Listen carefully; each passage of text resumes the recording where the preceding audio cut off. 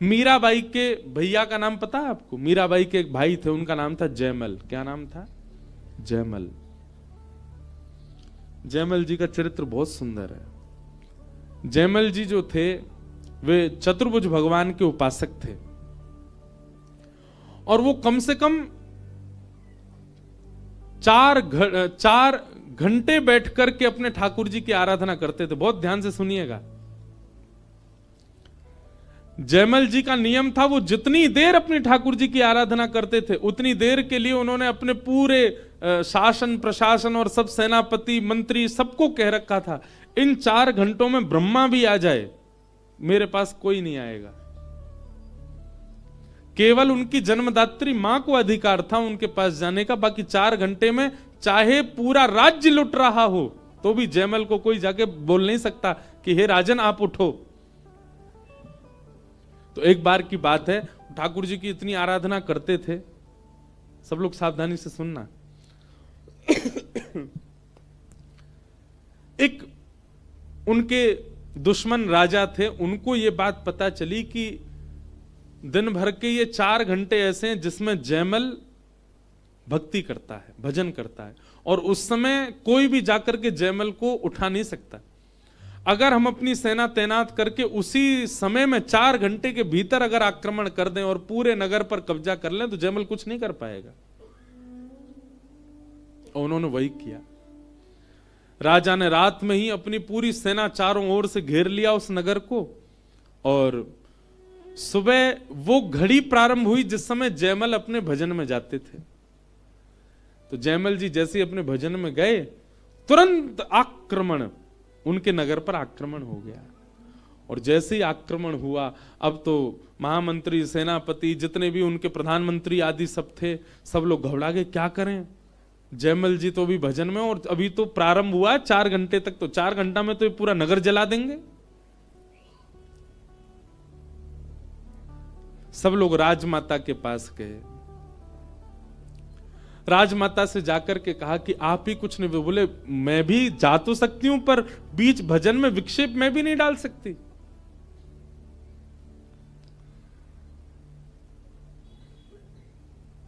भजन कर रहे थे जयमल जी, और जब राजमाता गई तो वो अद्भुत अद्भुत ध्यान में थे। मतलब एक आध स्वर से वो ध्यान से निकलने वाले नहीं थे, ऐसी स्थिति में थे। तब राजमाता ने जाकर के जयमल से प्रार्थना की, बेटा पूरे नगर पर आक्रमण हो गया है, तुम कुछ निर्देशन दो, नहीं तो हमारा पूरा नगर जल जाएगा। जयमल जैसे तैसे अपने ध्यान से बाहर आए और आकर के कहा, अगर कोई और भगवत संबंधी आवश्यक कार्य होता तो मैं उठ जाता, पर राज्य की रक्षा तो मैं थोड़ी करता हूं, मेरे ठाकुर जी करते। आप चिंता मत करो मैया, ये सब रक्षा करेंगे। और जयमल जी अपने पुनः ध्यान में चले गए।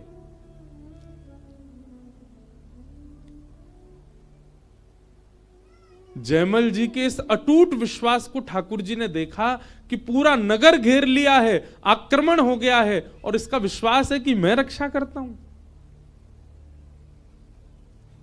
तुरंत महाराज भगवान चतुर्भुज भगवान ने 2 भुज रूप धारण किया, जयमल जी के भांति मुकुट धारण किया, कवच पहन लिया, बिल्कुल श्याम वर्ण के श्री ठाकुर जी एक धुरंधर राजा के रूप में प्रकट हो गए, और प्रकट होकर के तुरंत घुड़साल में गए, और जयमल का जो घोड़ा था उसी घोड़े पर बैठे, और बैठ करके ना जाने कैसे उस महल की अटारी पर ले गए, क्योंकि महल के द्वार बंद थे, सेना लगी थी नीचे कि बाहर की सेना भीतर ना आ जाए। अटारी पर ले गए, और अटारी पर जाकर के घोड़े से ऐसी छलांग मारी, छलांग मार करके गए, और जाकर के महाराज कोई प्रहार नहीं किया, ना तलवार चलाई ना धनुष बाण चलाए। ठाकुर जी ने केवल बीच सेना में जाकर के, वहां दुश्मन सेना सब देख रही है, अरे ये इकलौता कोई राजा आ रहा है। थोड़ी सी धूल जैसे ही शांत हुई, ठाकुर जी ने जाकर केवल अपनी कटाक्ष नेत्रों से अपने नेत्र घुमा करके पूरी सेना को देख लिया। और जैसे ही ठाकुर जी ने अपने कटाक्ष नेत्रों से देखा, सेना ने ठाकुर जी को देखा, सब खड़े खड़े ही मूर्छित हो गए। और मूर्छित होकर के जैसे देखा कि पूरी सेना मूर्छित हो गई, ठाकुर जी वापस गए और जाकर के मंदिर में व्यवस्थित हो गए। यहां जयमल जी के 4 घंटे की आराधना पूरी हुई। जयमल जी बोले अब तो नगर पूरा जल गया होगा, नष्ट हो गया होगा।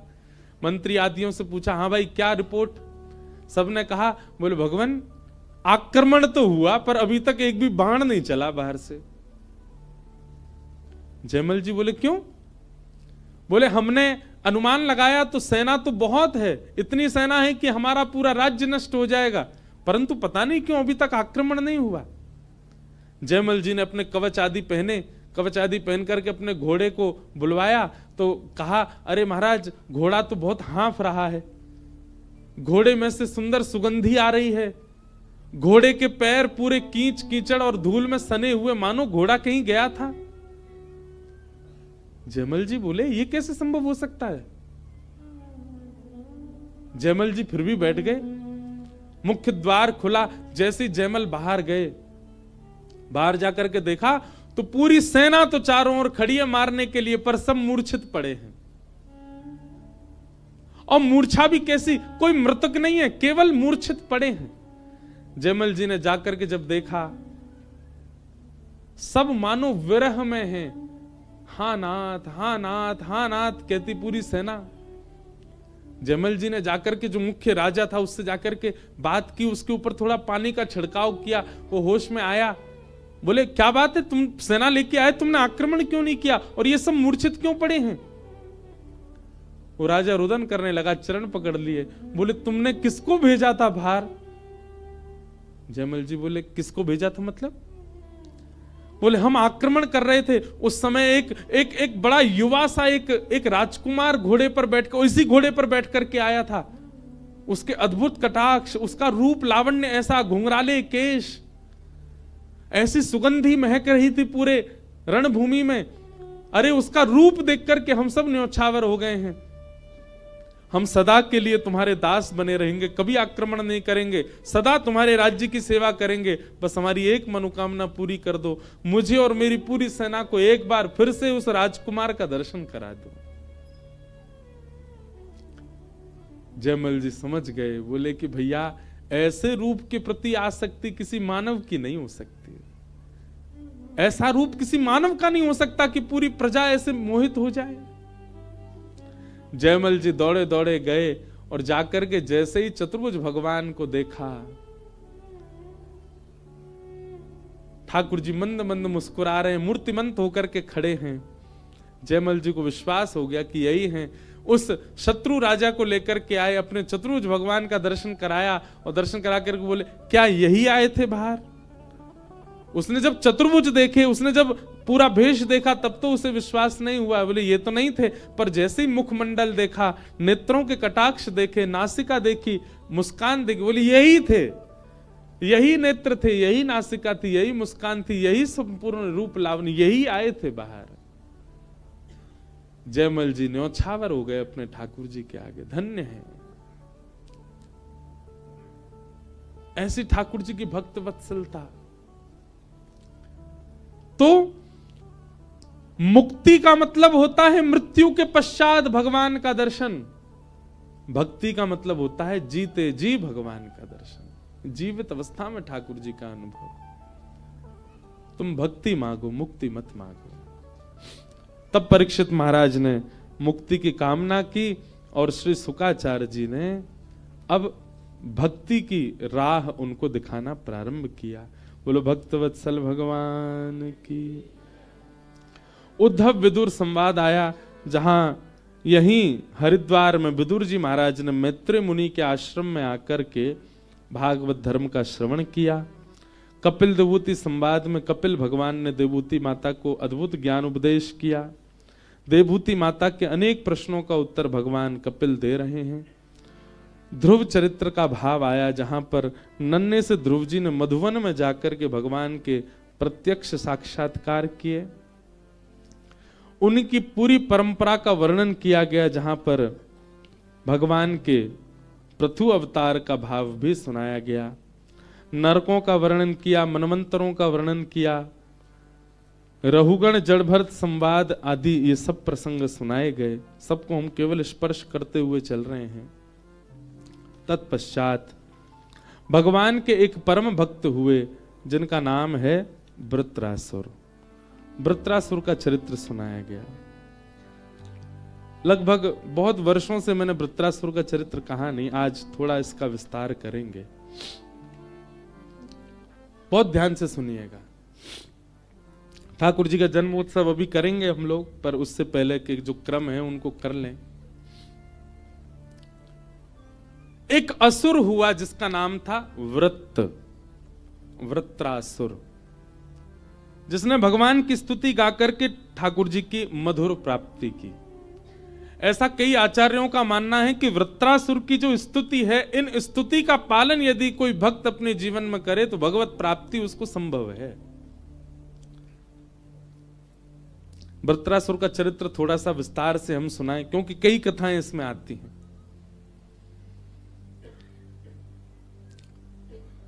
देवताओं के एक गुरु थे, उनका नाम था बृहस्पति। देवताओं के गुरु का नाम है बृहस्पति। बहुत ध्यान से सुनिएगा, बहुत अच्छी कथा है। तो एक बार की बात है कि देवता कुछ आयोजन कर रहे थे और उसमें सब लोग नाच रहे थे, गा रहे थे, उत्सव मना रहे। तभी बृहस्पति का आगमन हो गया स्वर्ग में। सब लोग इधर देखो, बहुत ध्यान से सुनो। इंद्र यानी कि देवताओं के राजा ने बृहस्पति को आते हुए देख लिया, और बृहस्पति को आते देख उनके मन में आया कि अब ये गुरुजी और आ गए यहां पे, अब हम लोगों को इनका सम्मान करना पड़ेगा, इनके लिए आसन लगाना पड़ेगा। नाच गा रहे थे, थोड़ा सभ्यता रखनी पड़ेगी। गुरुजी भी कभी भी आ जाते हैं। अब इंद्र के मन में जब ये भाव आया अपने गुरु के प्रति, तो बृहस्पति को ये बात समझ आ गई कि इंद्र मेरी उपस्थिति से प्रसन्न नहीं है। तो बृहस्पति बोले, मुझे कौन सी गरज पड़ी इनका गुरु बनने में। बृहस्पति जी ने अपने गुरु पद से त्याग कर दिया और श्री बृहस्पति जी अंतर ध्यान हो गए। बंधुओं, एक बात बताएं आपको, ठाकुर जी के प्रति आपके मन में यदि कभी ऐसा भाव आ जाए, दुर्भाव आ जाए, वह आपको इतना दंडित नहीं कि ठाकुर जी दंडित करेंगे ही नहीं, पर यदि आचार्यों के प्रति, गुरुओं के प्रति, वैष्णवों के प्रति यदि आपके मन में दुर्भाव आ जाता है, ठाकुर जी कभी क्षमा करते नहीं फिर। इसलिए एक चीज का बहुत ध्यान रखा कीजिए कि आपसे कभी वैष्णव अपराध ना बने। भगवत अपराध बन जाए कोई दिक्कत नहीं। ठाकुर जी, कई लोग पूछते हैं, महाराज जी स्नान करते करते हमारे हाथ से फिसल गए, ठाकुर जी हमसे नाराज है? नहीं। कई माताओं के छोटे छोटे बालक होते हैं, वो नहाते नहाते गिर जाते हैं। हर माता का एक बालक कभी ना कभी तो बिस्तर से भी गिरा होगा, कभी हाथ से भी छूटा होगा। इसका मतलब ये थोड़ी बालक नाराज है, बालक उद्यम इतना मचाता है, गिर जाता है। तो ठाकुर जी अगर कभी हाथ से गिर जाएं, कभी कुछ, उसमें ठाकुर जी नाराज है ऐसी बात नहीं। और कभी अगर ठाकुर जी कहीं से खंडित हो जाएं, उसका एक भाव माना जाता है कि आपने ठाकुर जी को पाषाण माना था, इसलिए ठाकुर जी खंडित हो गए।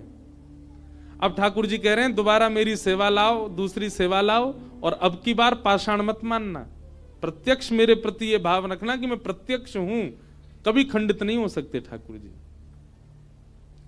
तो एक बात और है, अगर आप ठाकुर जी को पाषाण मानते हैं ना, तो ठाकुर जी ऐसी स्थिति बनाएंगे कि वो आपके हाथ से गिरें। अगर आप उनको प्रत्यक्ष मानोगे तो कभी ठाकुर जी आप पकड़ोगे ही ऐसे, आप बैठाओगे ही ऐसे, आप सेवा ही ऐसे करोगे कि वो प्रत्यक्ष हैं, कभी छूट ही नहीं सकते हाथ से।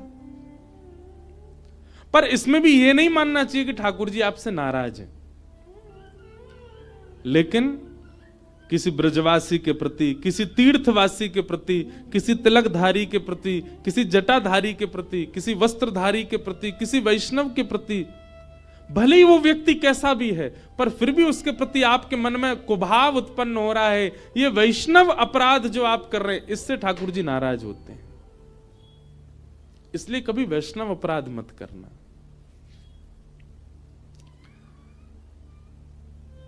बृहस्पति अपने गुरु पदवी का त्याग कर देते हैं। और देवता और दैत्यों के यहां एक नियम चलता है, गुरु जितने बलवान उतने ही ज्यादा बलवान देवता, उतने ही ज्यादा बलवान दैत्य। अब जब गुरु जी ही चले गए तो फिर दैत्यों का सारा बल चला गया, देवताओं का बल चला गया।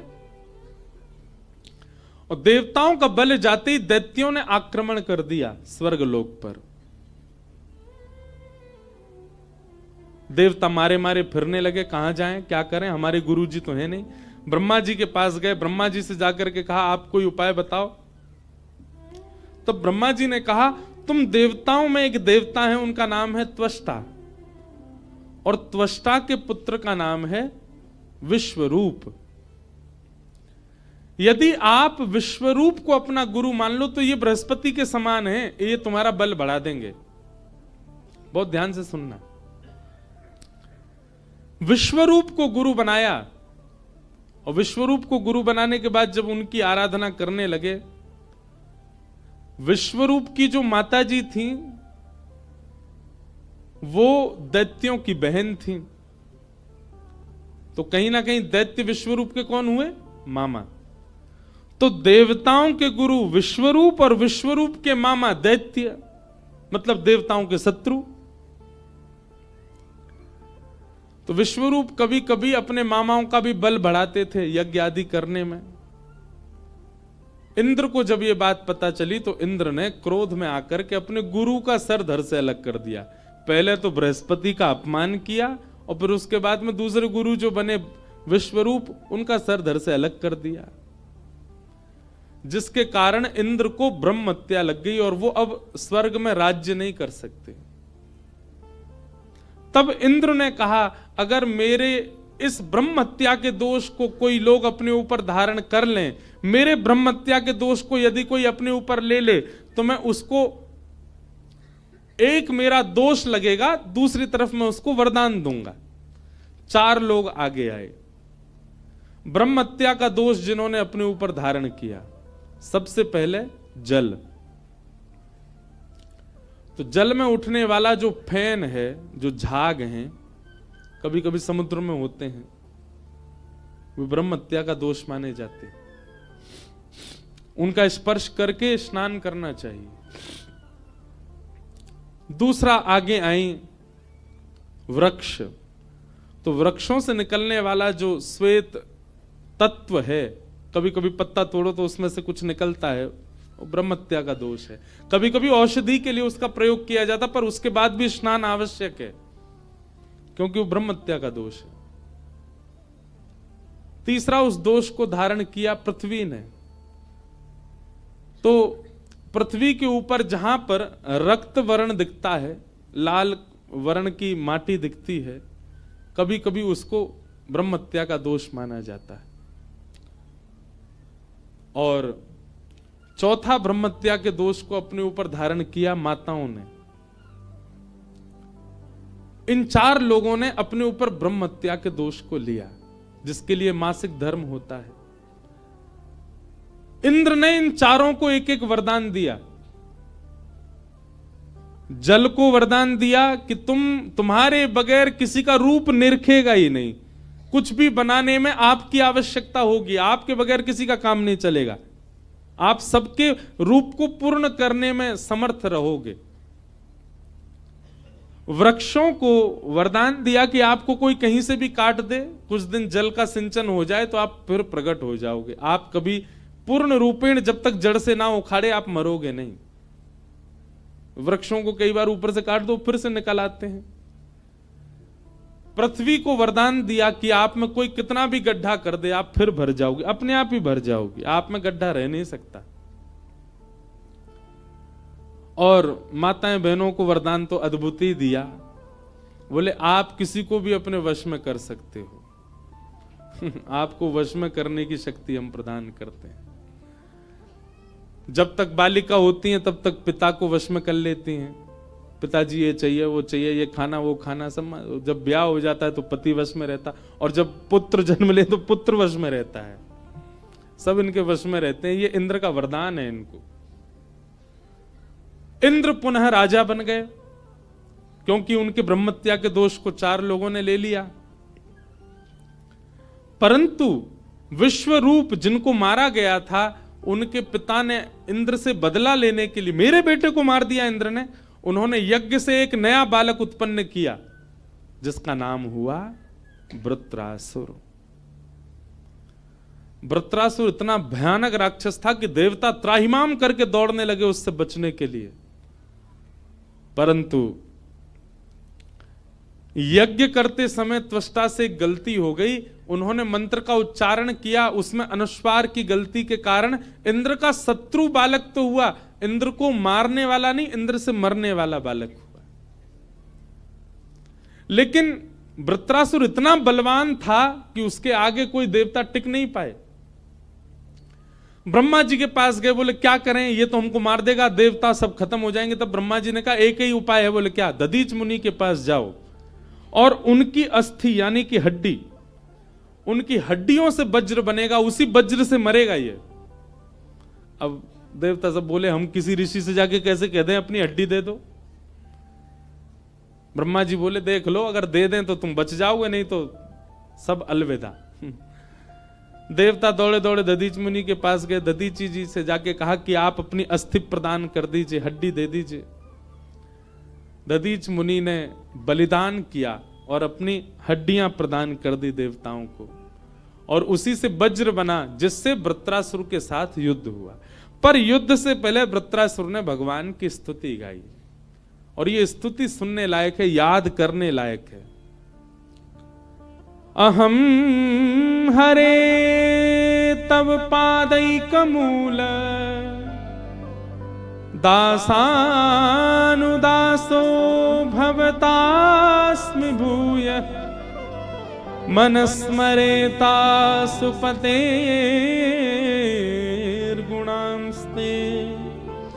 गृणीतवा कर्म करोतु काय न नाकपृष्ठं न च पारमेष्ठं न सार्वभौमं न रसाधिपत्यं न योगसिद्धिरपुनर्भवं वा समञ्जसत्वा विरहैकाङ्क्षे अजातपक्ष इव मातरं खग स्तन्यं यथा वत्सतराच्छुधार्था प्रियं प्रियैव विषितं विषण्णा मनोरविंदाक्ष दृदिक्षते त्वाम्। ये 3 श्लोक हैं, बहुत ध्यान से सुनिएगा। हम इन तीनों का व्याख्या करें, फिर सीधे कृष्ण जन्म की ओर चलेंगे। वृत्रासुर कह रहे हैं, सबसे पहली बात, इंद्र जैसे ही मारने के लिए आया, वृत्रासुर बोले रुक जाओ, पहले मैं अपना काम कर लूं, भगवान की स्तुति गा लूं, फिर मुझे मार देना। तो वृत्रासुर भगवान से कहता, हे नाथ मुझ पर एक कृपा कर दो। क्या? दासानुदासो भवतास्मि भूयः, मैं आपके चरणों के जो दास है ना, आपको जो भजते हैं, ऐसे दासों के दासों का दास मुझे बना दो, ऐसी कृपा मुझ पर कर दो। मैं आपका दास ना बनूं, आपके दासों के दासों का दास बन जाऊं, ऐसा अनुग्रह मेरे ऊपर कर दो नाथ। ठाकुर जी सुनकर के थोड़े चौंक गए, बोले इसने सीधे मेरे चरणों की प्राप्ति नहीं मांगी, दासानुदासो भवतास्मि भूयः। ठाकुर जी बोले वृत्रासुर तेने मेरे चरण नहीं मांगे, दासानुदास क्यों मांगा? मेरे दासों के दासों का दास क्यों बनेगा? वृत्रासुर कहता है, 3-4 बातें हैं इस भाव में। एक भाव वृत्रासुर कहता, नाथ दासों के दासों का दास बनूंगा तो उनसे आपकी सेवा सीखूंगा, थोड़ा और ऊपर जाऊंगा, फिर दासों का दास बनूंगा, उनसे आपकी सेवा सीखूंगा, फिर और ऊपर आऊंगा, तब दासों का दास बनूंगा, और सेवा सीख करके ऊपर आऊंगा, तब आपके दास बनूंगा। इतने दिन दासों के दासों का दास बन करके मैं निपुण हो जाऊंगा सेवा में। मैं सीधे आपकी सेवा में गया और सीधे आते ही मुझसे कोई अपराध बन गया नाथ, वो मैं नहीं चाहता। मैं चाहता हूं पहले मैं दासों का दास बन करके अपने आप को निपुण बना लूं, ताकि आपकी सेवा में जब आऊं तो मुझसे कोई अपराध ना बने। एक बात याद रखिएगा बंधुओं, मैं एक बात कहा करता हूं, लोग बाग पूछते हैं हमें श्री जी कैसे मिलेंगी, हमें वृंदावन कैसे मिलेगा, हमें श्याम सुंदर कैसे मिलेंगे, श्री बिहारी जी की कृपा कैसी होगी। ध्यान से सुनियो मेरी बात। किसी बालक को यदि किसी कंपनी में जॉब चाहिए तो उसको अपना एक रिज्यूम तैयार करना पड़ता है। उस रिज्यूम में बताना पड़ता है कितने पढ़े हैं, कितनी क्वालिफिकेशन है, कितना एक्सपीरियंस है, लास्ट काम कहां करते थे, वहां कितनी सैलरी मिलती थी, वहां किस तरीके का तुम्हारा काम था, कितने साल का तुम्हारा वहां एक्सपीरियंस रहा। वो सबके बेसिस पर उन सबको देखते हुए फिर तुम्हारा इंटरव्यू होता है, तब तुमको जॉब मिलती है। ठीक वैसे ही एक अपना रिज्यूम तैयार करो और रिज्यूम में केवल ये बताओ आपने कितनों नाम जप कियो है, कितनी साधना की है, कितनी कथा श्रवण करी है, कितने संतन की सेवा करी है, कितने संतन के चरण धोए हैं, कितने संतन को प्रसाद पवायो है, कितने संतन को संग कियो है। ये सब एक रिज्यूम में लिखो और जाकर के श्री जी को अर्पित करो। किशोरी जी के सामने जाकर के कहो, हे श्यामाजू अगर हम आपको अनुकूल लगते हो, हे राधारमण जू अगर हम आपको अनुकूल लगते हो तो हमें अपनी चाकरी प्रदान करो। मीराबाई कहती हैं, श्याम मने चाकर राखो जू, हरि जी माने चाकर राखो जू। चाकर रहसू बाग लगासू, नित उठ दर्शन पासू। वृंदावन की कुंज गलिन में हरि की लीला गासू।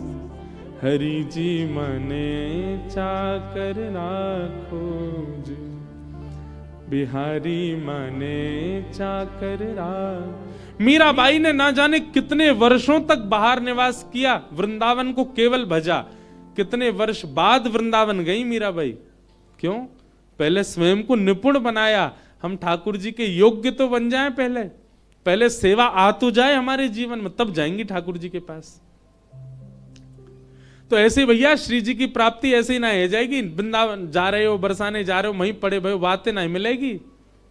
वाक्य काजे पहले स्वयं की निपुणता बताओ, कितनी सेवा करी, कितनी कथा सुनी, कितनो नाम जप कियो, कितनो संत संग कियो, कितनो वैष्णव संग कियो। श्री जी जब वाप दृष्टि डालेंगे तब स्वीकार करेंगे। और श्री जी तो हमारी स्वीकार करने को तैयार ही बैठी हैं। भैया ये सहचरी, ये सखी, हमारे ठाकुर जी ये रुकावट बन जाएं, ये देखें हमारी श्री जी को कहीं श्रमित तो नहीं कर देगो। इनको योग्यता दिखानी पड़े, श्री जी योग्यता नहीं देखें। इसलिए दासानुदासो भवतास्म भूय। हम अभी सीधे वृंदावन चंद के उपासक नहीं बन सकते, या हमारे ब्रजवासी के उपासक बनो। ब्रजवासिन की जो उपासना कर रहे हैं उनके उपासक बनो, दासानुदास बनो, वहां से ठाकुर जी प्रसन्न होंगे। वृत्रासुर कहते हैं दासानुदासो भवतास्म भूय। वृत्रासुर अपने दूसरे श्लोक में कहते हैं कि मुझे विरह प्रदान कर दो। कैसा विरह चाहिए? कैसी अद्भुत बात! कोई भगवान से विरह कैसे मांग सकता है? सब मिलन ही मांगते हैं, पर वृत्रासुर कह रहा है कि विरह ही एकांक्ष, मुझे विरह दे दो। मेरे पर ऐसी कृपा कर दो कि मैं आपकी याद में तड़पने लगूं, रोने लगूं, विलखने लगूं, व्याकुल रहूं। क्योंकि बंधुओं एक बात कहूं, व्याकुलता में विरह प्रेम शुद्ध होता है। क्षमा कीजिएगा, जो व्यक्ति कभी विरह में नहीं रहा, जिस व्यक्ति ने कभी व्याकुलता का अनुभव नहीं किया अपने जीवन में, उसका प्रेम शुद्ध नहीं हो पाएगा। विरह आवश्यक है।